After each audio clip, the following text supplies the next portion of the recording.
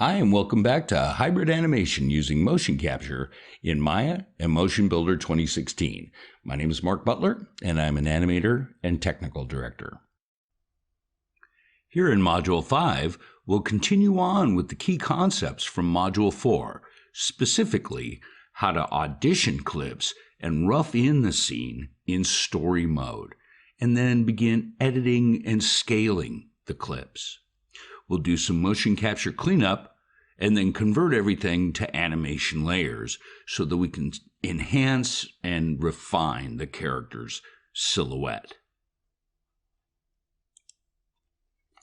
All right, so now that we've blocked in all the cameras for shots 1 through 13, it's a total of 705 frames long, according to the audio. So it's real easy to see how everything kind of lays together now. What I want to do is I want to rough in the clips. I call it auditioning. So basically I'm going to bring over the clips into the story mode and evaluate them and maybe make some edits to them as I go along while I'm assembling these first 13 shots, making up our first scene.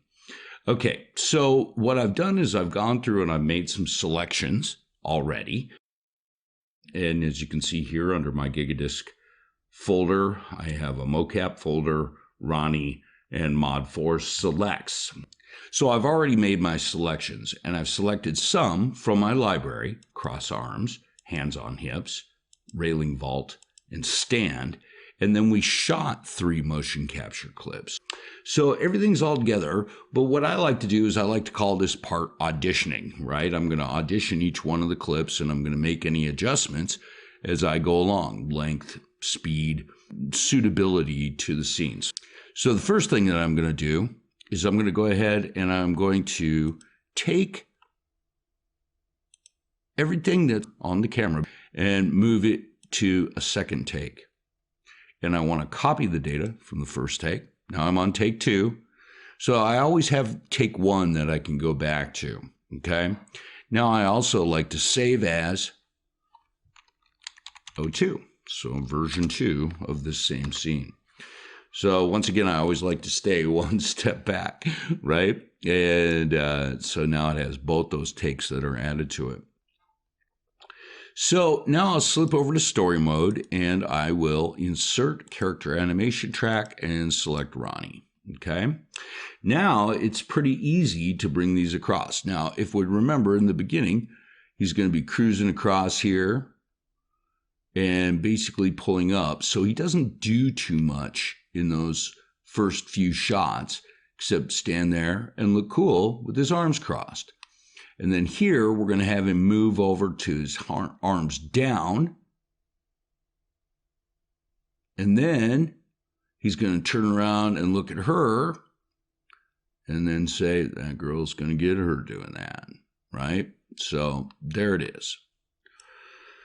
Now, what I'm going to do is I'm going to go ahead and I'm going to bring out, so for basically the first frames all the way up to right about this shot, I would say, which is 299, is basically going to be him with his arms crossed. So what I want to do is I want to slip out of the camera view and back to producer perspective. I often stay in producer perspective, and that way I'm not really being affected by the camera at all as I'm trying to analyze my character. So the first thing I'm going to do is I'm going to bring out the crossed arms animation to the track.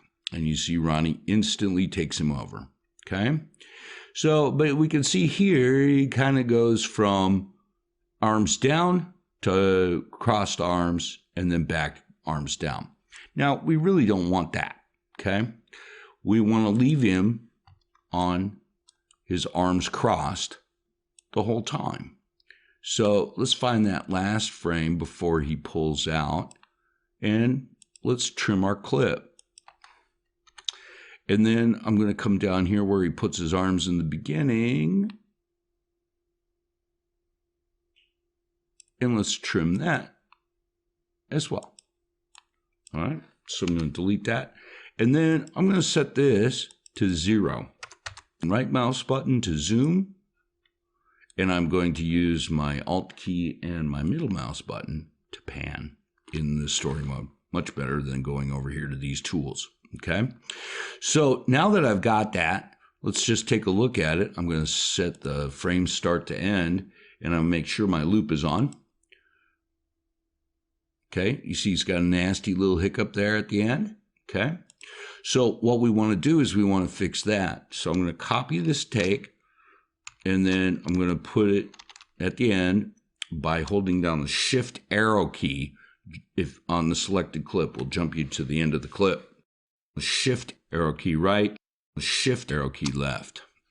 So let's take this clip and pull down the property view. And for this clip, I'm going to go ahead and set it to reverse. Okay. So now he's going to go from this clip to this clip. You see there's a little bit of a hiccup there. Go ahead and just crossfade these guys.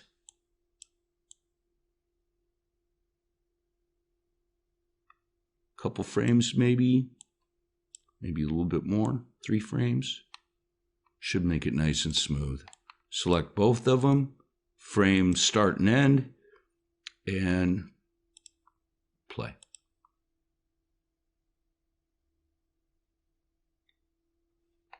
Okay, I'm not feeling that too much. We did pick up a couple of frames since we did a crossfade. You're going to see that he's going to move off of this at the end. We need to lock that back down. And delete those frames after. All right, that's feeling all right. But what I want to do is I want to extend it. So I'm going to switch on my scale key. And I am going to extend it. You can see it reads it right out here, what amount you're extending it to, or scaling the clip rather. And then I'm going to set start and end, and then I'm going to play it. That's not bad. So let's scale out a little bit in the timeline, and then let's scale it a little bit more. And then once again, frame start and end. And take a look at that. Yeah, he's looking pretty natural. So let's copy those and, whoops, redo.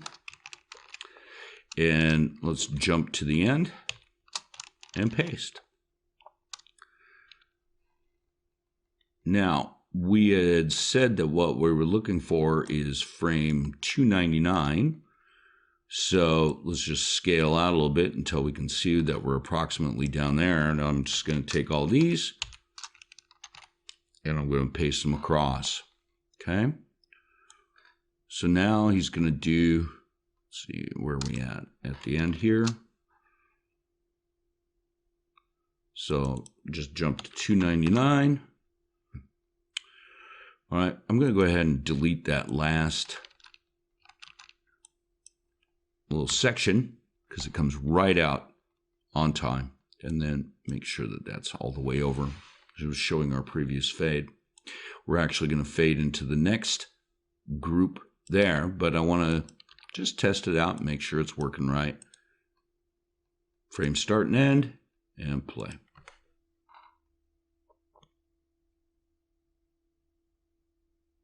Good.